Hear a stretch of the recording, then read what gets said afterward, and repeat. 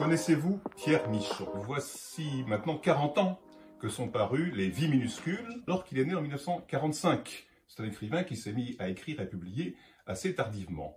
Et tout récemment, l'an dernier, est paru son dernier roman, Les Deux Beunes, version revue, prolongée, complétée de La Grande Beune, qui était paru en 1996. Le moment est donc bienvenu, soit d'approfondir la connaissance de son œuvre, soit d'en faire la découverte qui me paraît nécessaire. Il jouit d'une véritable notoriété académique, et pourtant, il reste peut-être méconnu du côté du grand public. Ce n'est pas une personnalité médiatique, il n'est pas une bête de scène sur les plateaux télévisés, et surtout, il a peu publié.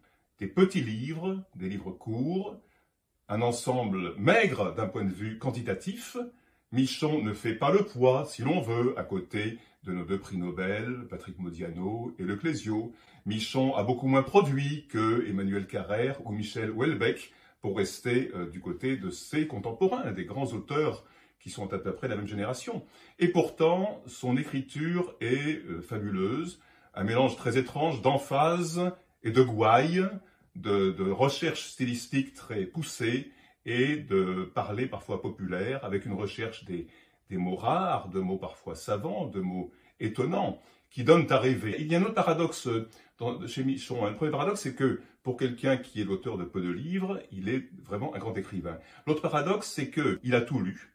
Son œuvre fait mémoire de toute la grande littérature que l'on peut connaître, et en même temps, il exalte la chair, le corps, l'essence, la nature.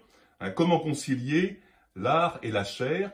Peut-être que lui y parvient justement en s'intéressant aux personnes des artistes. Comment la création se fait à travers la personne des créateurs dans leur vie et dans leur chair.